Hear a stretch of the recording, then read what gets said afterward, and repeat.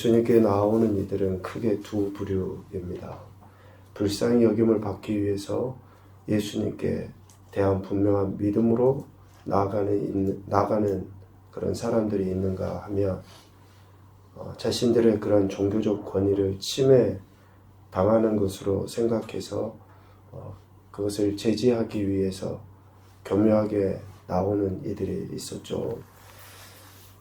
먼저 불쌍히 여김을 받기 위해 예수님께 나오는 이들은 예수님이 메시아로서 이 땅에 오신 하나님이심을 분명히 고백하죠.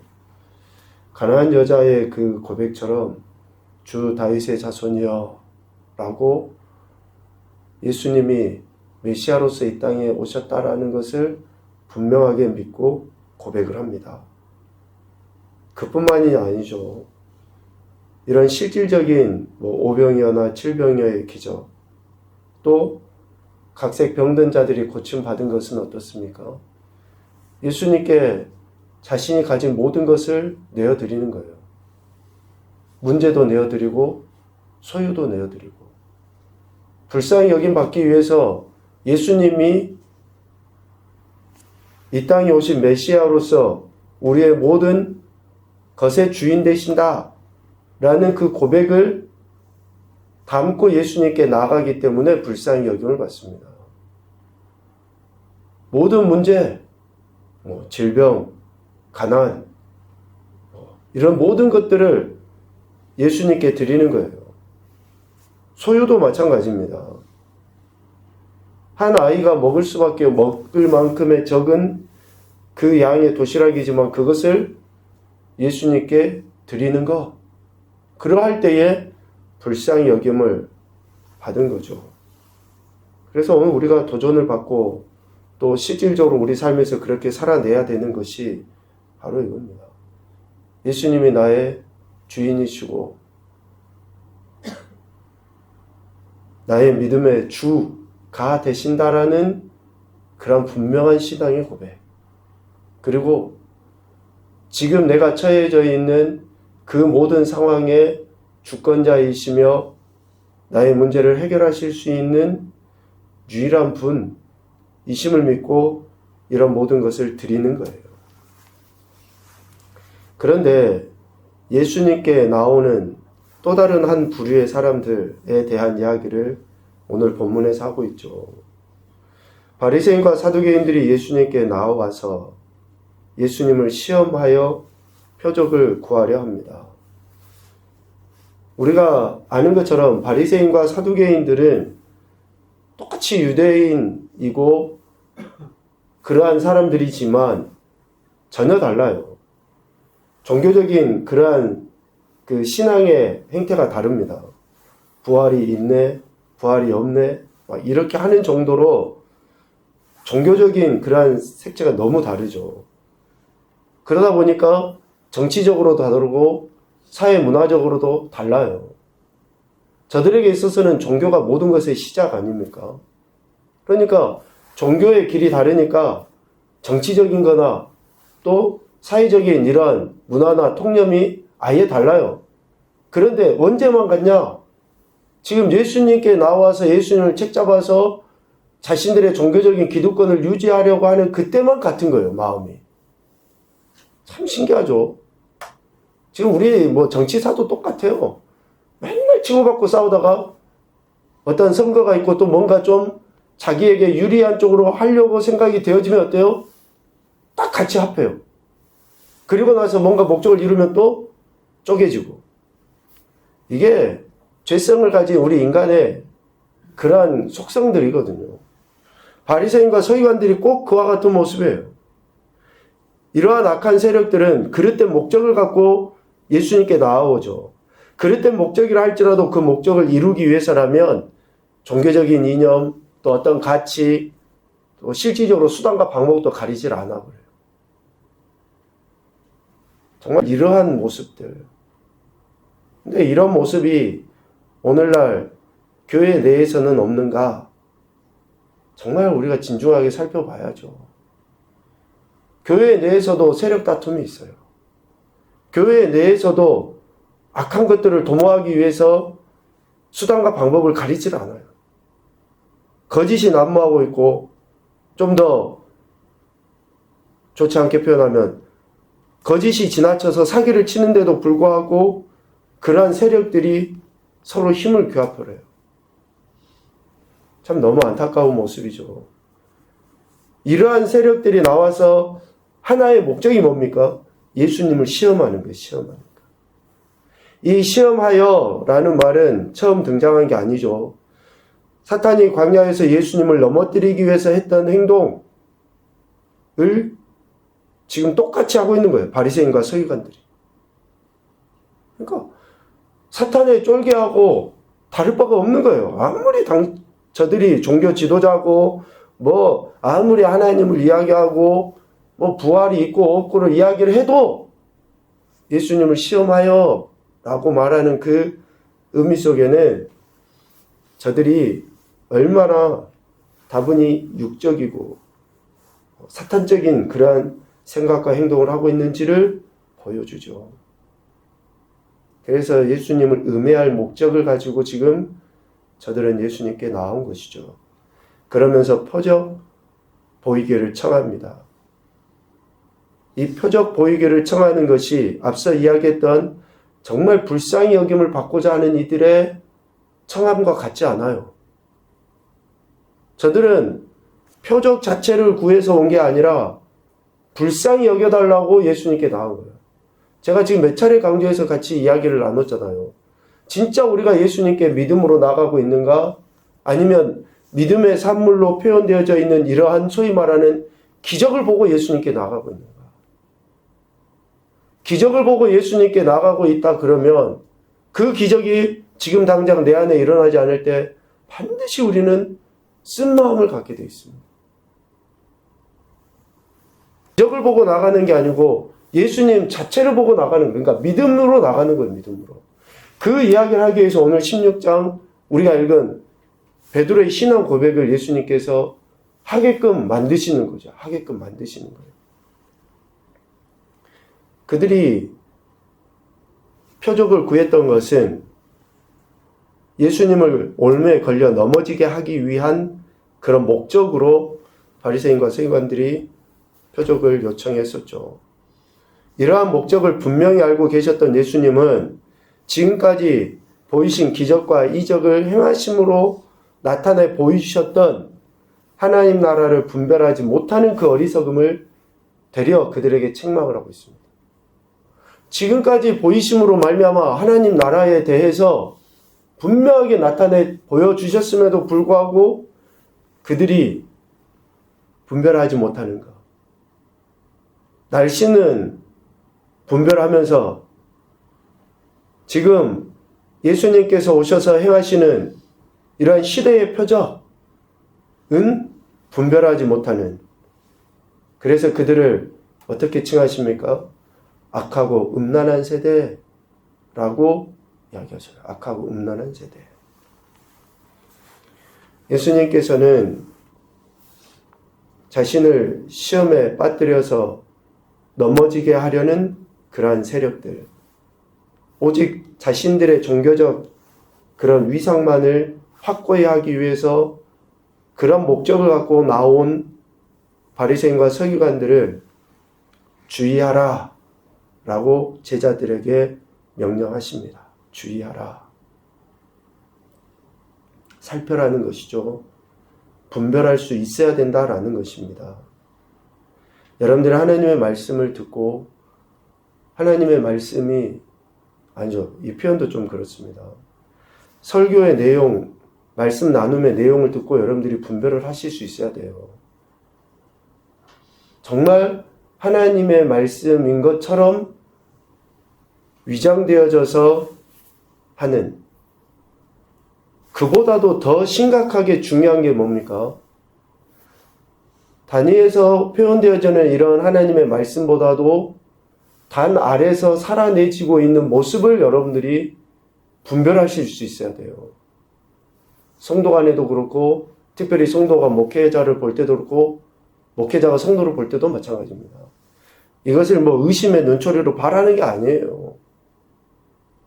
말과 행동이 같아야지 되는데 말과 행동이 전혀 달라요. 그런데도 이조차도 분별을 못해요. 지금 바리새인과 서기관들이 얼마나 영적이고 얼마나 소위 말하면 종교적이고 신앙적입니까? 그런데도 예수님께서는 저들을 지금 강력하게 책망하는 거 아니에요? 말은 번지르르하게 해요.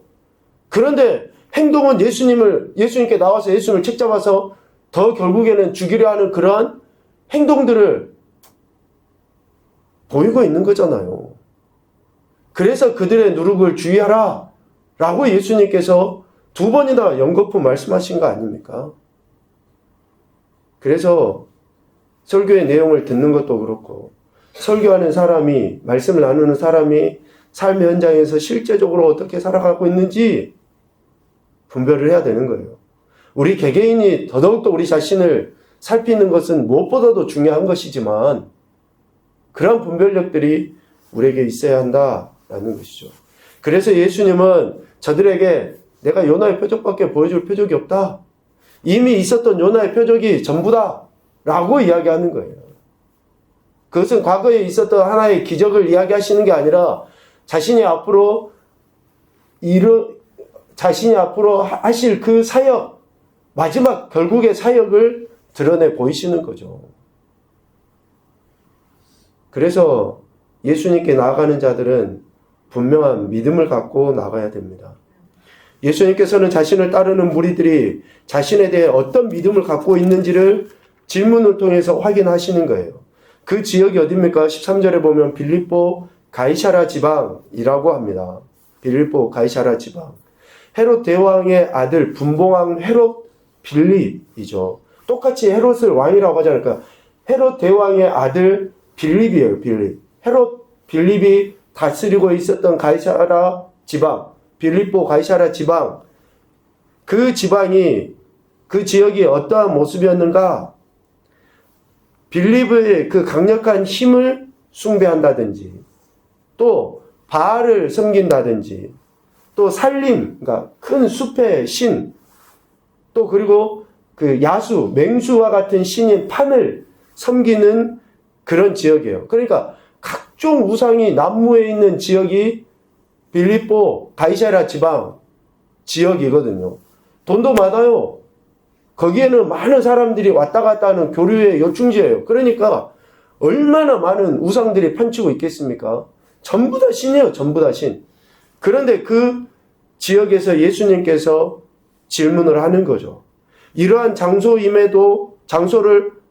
아심에도 불구하고 예수님께서 질문을 하는 거예요. 사람들이 인자를 누구라고 하더냐? 그러니까 예수님이 행하셨던 기적과 이적과 능력들을 저들도 들었겠죠. 그러니 죽었던 세례 요한이 살아났다.